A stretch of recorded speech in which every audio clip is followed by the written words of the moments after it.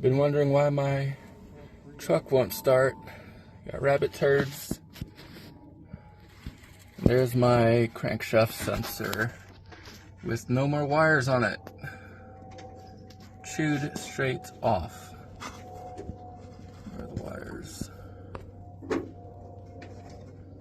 Oh, they're up there. Oh, it chewed way back.